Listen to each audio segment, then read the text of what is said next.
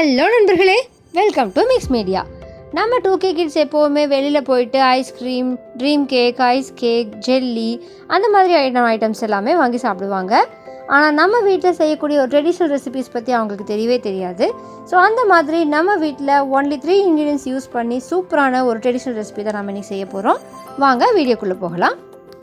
நாம் இன்றைக்கி தேங்காய் லட்டு தான் செய்ய போகிறோம்.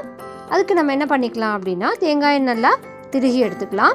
மிக்ஸி ஜாரில் போட்டு நல்லா நைஸாகவே திருகி எடுத்துக்கலாம். எடுத்துக்கிட்டதுக்கப்புறமா தனியாக சைடில் வச்சுப்போம். இந்த தேங்காய் லட்டு செய்கிறதுக்கு தேவையான வெல்லம் எடுத்துக்கலாம்.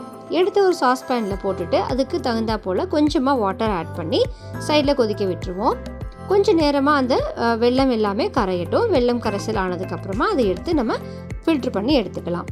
ஸோ அதுக்கு முன்னாடி நம்ம சைட் பை சைட் இந்த அரைச்சி வச்சுருக்கிற தேங்காயை போட்டுட்டு நல்லா ஃப்ரை பண்ணிப்போம். கொஞ்சம் கீ விட்டுட்டு ஏலக்காய் பவுடரும் ஆட் பண்ணிப்போம்.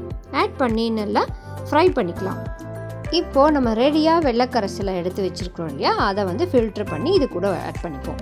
ஆட் பண்ணிவிட்டு லைட்டாக கலக்கி கொடுத்துட்டே இருக்கலாம். ஸோ கலக்கி கொடுக்க என்ன ஆகும்னா, நம்மளுடைய அந்த கோகனட் ஆயிலை அதுவே வெளியில் விடும்.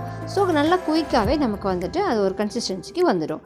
நல்லா உருண்டை பிடிக்கிற கன்சிஸ்டன்சிக்கு வர அளவுக்கு கொஞ்சம் நேரம் பொறுமையாக அதை கலக்கி விடுங்க. கலக்கி விட நல்லா உங்களுக்கு பார்த்துட்டே இருப்பீங்க, நல்லா ஆயில் செப்பரேட் ஆகிட்டு வர ஆரம்பிச்சிடும். நம்மளுடைய ஸ்வீட்ஸ் ரொம்ப சிம்பிளாக குயிக்காக ரெடி ஆகிடுச்சுங்க. நம்ம கிட்ஸ் கூட செஞ்சிடலாம் இதை.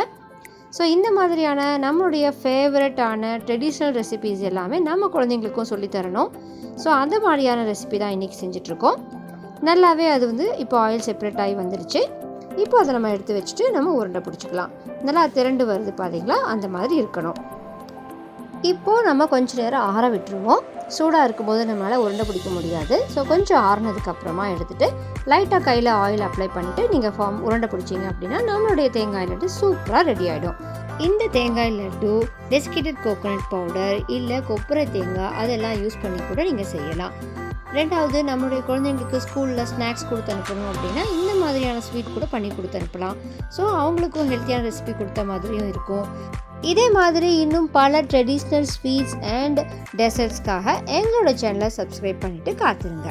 டாட்டா, பாய் பாய்.